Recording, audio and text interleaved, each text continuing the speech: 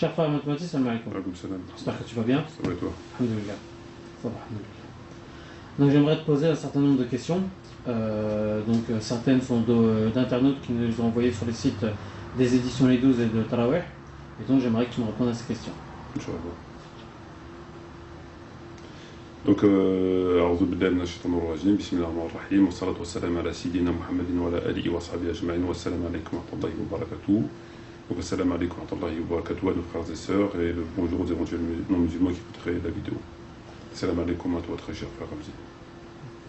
Donc, on se rencontre pour répondre à un certain nombre de questions qu'on a reçues sur le site. Et donc, je devrais répondre aux questions qu'on a reçues sur le site. Voilà, donc ces internautes, comme on les avait invités, qui nous ont posé un certain nombre de questions. C'est gentil de leur part. Ouais.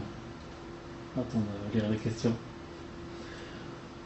Donc je vais te lire la première. Donc j'ai constaté que tu ne répondais pas à toutes les questions. Y a-t-il des questions qui te dérangent par rapport au forum ou au site internet? Bah déjà pour commencer, j'ai pas pour vocation de répondre à des questions. J'ai pas une rubrique questions. J'ai pas cette vocation-là. Deuxièmement, c'est parce que lorsque je réponds pas, c'est que je sais pas. Et troisièmement, parce que parfois c'est tout sauf des questions. Donc, lorsqu'on me pose des questions, est-ce que je suis chiite, par exemple, pour moi, c'est pas une question, puisque pour poser une question, faudrait-il encore que la question ait un sens. Alors, je pense qu'il faut être de mauvaise foi ou je ne sais trop quoi pour me poser des questions lorsqu'on connaît mes écrits, d'accord, ou alors colporter la rumeur. Et c'est comme moi si je demandais si tu n'étais pas astronaute ou si tu n'étais pas un hérisson ou des choses comme ça. Pour moi, c'est des questions qui n'ont pas de sens, c'est pas des questions, donc je réponds pas à ce genre de... Donc la question elle a un minimum de sens. D'accord. As-tu des nouvelles de la lettre? Au même titre que tes commentaires, ils sont censés avoir un minimum de sens. Donc si tu as l'intention de faire des commentaires, essaye de mettre un peu de sens. Mais peut-être qu'à mes oreilles, ils ont un sens. Selon ma logique, ils ont un sens. C'est mais malheureusement, tu parles pas pour toi. C'est vrai aussi. Donc as-tu des nouvelles de la lettre que tu as envoyée au quotidien Le Monde? La lettre sur Tariq Ramadan. Par rapport à où tu as invité Tariq Ramadan. En fait, j'ai contacté, j'ai eu personnellement un des responsables du journal Le Monde, et il m'a dit que le fait que c'était pas de la pub proprement dite, c'est-à-dire c'est pas de la pub pour un livre, c'est un article, il s'occupait pas de cette rubrique, mais que si c'était un livre ou quoi, il n'y avait pas de problème, il le faisait. Donc c'est toujours un moyen de l'interpeller par ce moyen-là. Et donc j'ai contacté les personnes concernées, j'attends une éventuelle réponse. Bien. Et tes derniers contacts avec eux remontent à combien de temps? Ils remontent avant, c'était durant le début juillet, il me semble. Donc il m'a dit que ça prendrait un peu de temps, mais il dit parce que c'est pas de la pub, c'est un appel au débat, c'est un appel à un droit de réponse par rapport à ce qu'il raconte. En fait, dans la mesure où il s'exprime publiquement sur la religion, donc il s'exprime publiquement sur le domaine de la religion. Le domaine de la religion, c'est un domaine public, c'est pas un domaine privé, ça appartient à tous les gens. Il est moralement, pénalement non, moralement il est obligé de répondre. Il est obligé de s'expliquer, puisqu'il peut porter préjudice, et c'est valable pour tout le monde. À partir du moment où tu t'exprimes sur un domaine public, et que tu t'exprimes et que tu dises des choses qui sont censées, qui sont pas exactes, ou qui peuvent venir, enfin, etc., normalement, moralement, tu es obligé de t'expliquer, quand tu as un minimum de morale. Donc c'est à ce titre que je l'ai interpellé, quoi. Afin qu'il s'explique sur les choses qui rabâchent sur les quatre coins de la planète, et ce qui est normal. C'est pas une faveur, c'est pas un complot, c'est tout à fait normal. Voilà. Et tu penses sincèrement qu'il va répondre? Ben moi je serais lui, je répondrais pas. Sincèrement, je répondrais pas. Autant laisser le doute planer sur la véracité de ses propos, plutôt que de venir face à moi et dissiper tout doute sur ce mensonge. Donc moi, si je serais habité par une mauvaise foi comme lui, etc., je répondrais pas. Surtout que je pense qu'il a dû voir un petit peu les réponses que j'ai apportées. Il sait que je suis pas Zemmour, il sait que je suis pas Ardisson, il sait que je suis pas Tarek Oubrou ou je ne sais trop qui. Donc à partir de là, bon, c'est pour ça d'ailleurs qu'il répond pas. Donc moi, je serais lui, je répondrais pas. Très bien. J'aimerais savoir comment tu réagis aux insultes que tu entends. Bon, au début, à mes débuts, j'ai réagi très mal, car j'avais du mal à comprendre comment des musulmans pouvaient insulter d'autres musulmans. ou comment des musulmans pouvaient insulter une quelconque personne, qu'elle soit musulmane, non musulmane. L'insulte n'est pas dans le vocabulaire en théorie du musulman. Le prophète a dit, alors il a dit, celui qui insulte un musulman, insulter un musulman est un acte de perversité, le combattre est un acte de mécréance. Donc au début je réagissais mal, mais maintenant je réagis plutôt bien, dans la mesure que je constate que s'ils étaient vraiment des musulmans, ils ne seraient pas dans la situation dans laquelle ils sont, c'est-à-dire celle qu'on connaît, vivant crochet de l'État français, etc. Et puis à côté de ça, je me dis que s'ils insultent, c'est qu'ils n'ont pas de réponse théologique. Donc à la mesure où ils n'ont pas de réponse théologique à formuler une question théologique, ben, ils insultent. Donc maintenant, ça me fait plus d'effet, quoi. Mis à part que bon, ils ne donnent pas la bonne image de l'islam. Parce qu'insulter, le prophète a été très clair, insulter un musulman est un acte de perversité, à moins qu'ils considèrent qu'ils ont été en droit de me destituer de mon statut de musulman. Ils ont fait ça entre deux couscous. Okay. La question des tarawih a avancé. La question de Tarawih, tu as pu constater qu'on a fait un site. Le site il est ouvert à tout le monde. On a laissé le débat ouvert afin que les gens qui auraient des réponses à formuler puissent les poster. On n'a pas eu de réponse concrète. On n'a absolument aucune réponse. Bon, pour moi, le débat est clos. Pour moi, le hadith qui est dans le Bukhari de Muslim qui dit il est souverain. Il n'est pas abrogé. Il n'est pas faux parce qu'il est rapporté par Bukhari de Muslim. Il est reconnu par tous les savants. Il parle spécifiquement de Salat Tarawih. Il fait suite aux autres hadiths. Donc pour moi, le débat est clos. Pour moi, la parole du prophète, elle me suffit largement. Je n'ai pas besoin d'autre chose. Ok. On a constaté que tu dénonces pas mal les innovations et égarements, supposés ou réels, des musulmans dits sunnites. Pourquoi ne le fais-tu pas à l'encontre des chiites? Je ne fais pas parce que je ne suis pas au service de l'État saoudien pour faire des critiques commandées. Je ne fais pas parce que je n'ai pas étudié le chiisme, puisque je ne suis pas chiite. Donc j'aurais du mal à venir critiquer comme ça le chiisme. Lorsqu'on critique, il faut que ce soit vraiment une critique constructive. Si c'est pour aller sur Internet et prendre des articles à droite et à gauche, sans les vérifier et puis commencer à faire des vidéos avec, moi c'est pas mon truc.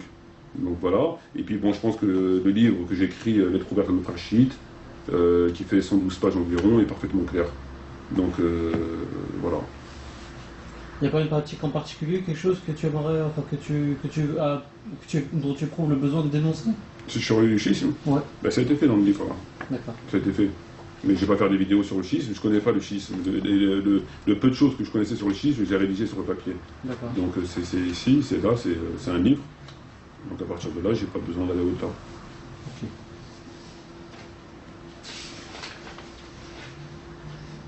Je vais lire le message d'une personne sur le site qui dit: je sais pas d'où tu sors, mais vivement que tu crèves pour ne plus entendre tes conneries monumentales. C'est une question, ça? C'est pas une question, c'est un commentaire. C'est gentil, ça. Tu peux répéter? Je sais pas d'où tu sors, mais vivement que tu crèves pour ne plus entendre tes conneries monumentales. Ah, mais la rubrique questions, c'est pour les questions, c'est pas pour des appels au meurtre ou pour des appels à la mort. Enfin, c'est pas un truc funèbre quand même. Bah écoute. C'est pas trompé, non? Non, ça m'a paru important d'avoir ton opinion là-dessus. Ta réaction. Ma réaction, c'est que si toi tu dis des choses sur la religion et que moi je suis pas d'accord avec toi sur la religion, sur ce que tu dis, la moindre des choses dans la religion, c'est que je viens te voir ou que je t'écrive et je dis sur quoi je suis pas d'accord et pourquoi je suis pas d'accord. C'est ça la démarche. À partir du moment où il n'y a pas cette démarche-là, c'est que la personne n'a rien à dire. Donc si moi je te dis tu dis des conneries et que tu me dis mais quel genre de conneries et que moi je suis incapable de te citer tes conneries, c'est que j'ai rien à dire. C'est aussi simple que ça. Donc maintenant si je contourne en parlant des rumeurs, en mélangeant où tu as étudié, chez qui, machin, enfin bref, c'est pas, tu dis une connerie, je te dis tu dis une connerie, je rapporte la preuve que tu dis une connerie, et tu es censé te rectifier. À partir du moment où tu dis des choses et que moi j'ai rien à te dire, mis à part des grossièretés, des insultes, ça se passe de commentaires, cette personne n'a rien à dire et... Je vais te citer une question cette fois. Cher frère Mekmati, ma question se porte sur les prières. Chez les chiites, pouvez-vous m'éclairer sur le fait que les chiites rassemblent Dor et l'Asr ainsi que le Maghreb et l'Aïcha? Y a-t-il un hadith ou tout autre écrit qui stipule cette pratique? Dans des livres sunnites, dans le livre de Muhaddithin, on pourra lire que le prophète Mohammed il a à plusieurs reprises il a réuni des prières sans aucune raison. Sans raison de voyage, sans aucune raison. Donc c'est déjà, c'est pas de source chiite, c'est aussi de source sunnite. Après, il faut vérifier l'authenticité, mais en tout cas, c'est présent. Mais il y a une chose qui doit être au-delà de ces hadiths, c'est qu'on sait que chaque prière a un temps déterminé. C'est une chose, c'est une vérité incontournable. Le Coran demande aux musulmans de prier aux heures affectées pour la prière. Donc à partir de là, c'est ça qui prédomine sur les hadiths. C'est que chaque prière a un temps et il faut respecter son temps. Voilà. Alors, je vais te lire le message d'une sœur. Excusez-moi, mais je ne comprends pas ce mot tarawih. Apparemment, il est question de pause entre les prières. Mais de quelle prière s'agit-il? N'étant pas assez cultivé quant à l'islam, je ne suis qu'une simple débutante, en partie ignorante, qui ne souhaite que comprendre davantage la vie du prophète et le chemin à suivre. Merci pour votre réponse. En clair, je suis complètement novice et j'ai beau essayer de comprendre et je n'y arrive pas. Je reste persuadé qu'en effet la prière est vitale et doit être pratiquée chez soi par pudeur et humilité. La prière tarawih, c'est ce que font les musulmans à l'heure d'aujourd'hui. C'est ce que faisaient les musulmans depuis l'époque d'Omar ibn Khattab, c'est-à-dire le regroupement des musulmans durant le mois du Ramadan, durant tout le mois du Ramadan, ou presque tout le mois du Ramadan, ça dépend et pour prier dans la mosquée. Voilà. Donc ils ont appelé ça tarawih parce qu'en fait, c'est une prière qui n'a pas de nom. C'est la seule prière dans la sunna qui n'a pas de nom. Toutes les prières, elles ont un nom. Ils ont été donnés par le prophète, etc. La prière de l'éclipse, la prière du Jumu'ah, la prière de la situation, etc., etc. La prière du mort, Janaza, etc. Donc toutes les prières, elles ont un chapitre et elles ont un nom, par le prophète. C'est la seule prière qui n'a pas de nom. Et donc il fallait lui trouver un nom. Ils en ont trouvé un après la prière. Ils l'ont appelé tarawih parce qu'ils font des pauses à chaque 4 rak'ah. C'est tellement long qu'ils font des pauses. Donc le mot tarawih, c'est un dérivé du mot raha qui veut dire repos, etc., etc. Voilà, mais c'est la seule prière qui n'a pas. On pourrait d'ailleurs l'appeler, ou l'appeler la prière innovée, on pourrait l'appeler la prière sans nom. À ne pas confondre avec le film Mon nom et personne. C'est des choses différentes. Totalement différentes. Écoute, j'ai terminé les questions. J'aimerais savoir si tu as des choses à m'ajouter par rapport à ce que tu lis. Je crois que tu as encore des questions. Tu as des questions, ça, je crois. Je t'ai posé toutes les questions. Non, je crois pas.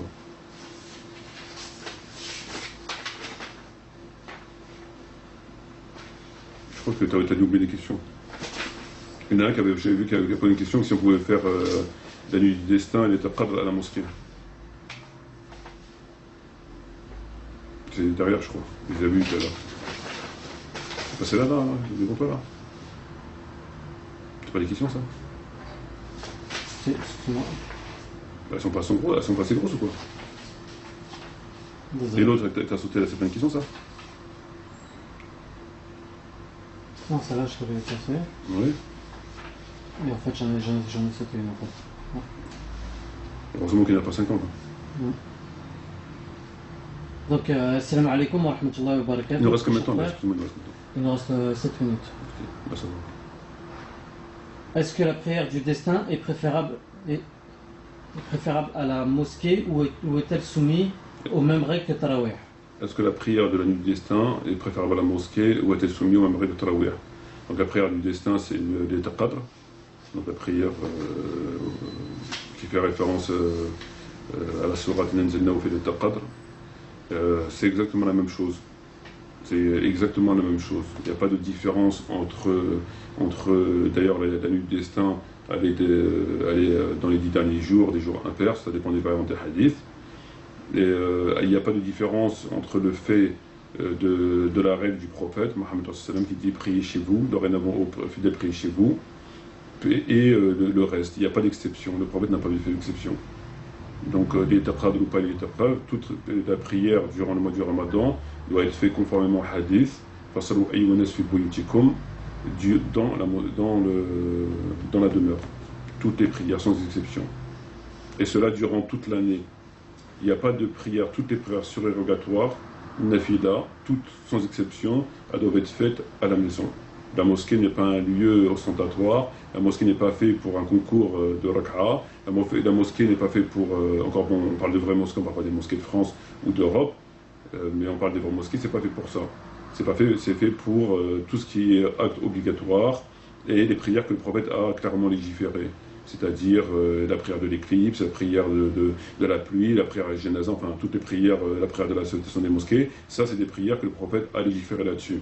En dehors des prières surrogatoires qu'on veut faire au-delà, c'est-à-dire de la Krapra, Asal, Maghreb, enfin tout ce qui n'a pas été clairement légiféré par le prophète, on les fait chez soi.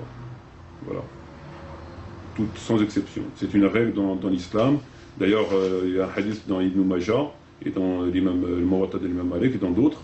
Un jour, un homme, il a demandé au prophète, il lui dit, est-ce que je dois faire la prière surrogatoire à la mosquée, ou est-ce que je le fais chez moi? Le prophète lui dit, est-ce que tu vois ma maison par rapport à la mosquée? Et la maison du prophète a été collée à la mosquée. Il lui dit, oui, je la vois. Il dit, moi, je préfère faire toutes mes prières chez moi, mis à part les prières maktouba obligatoires. C'est une règle dans l'islam. Et dans la mesure où, comme on a pu le voir par rapport à Salat al-Tarawih, où le prophète Mohammed avait prié seul dans la mosquée, et que les gens avaient prié à son insu, et qu'ensuite il leur a demandé d'arrêter, et qu'ils n'ont pas voulu arrêter, qu'il est resté après enfermé chez lui, mais qu'ils ont continué, qu'il est sorti, qu'il leur a dit, dorénavant prié chez vous, ça fait autorité, et donc c'est une règle dans l'islam. Voilà. Très bien.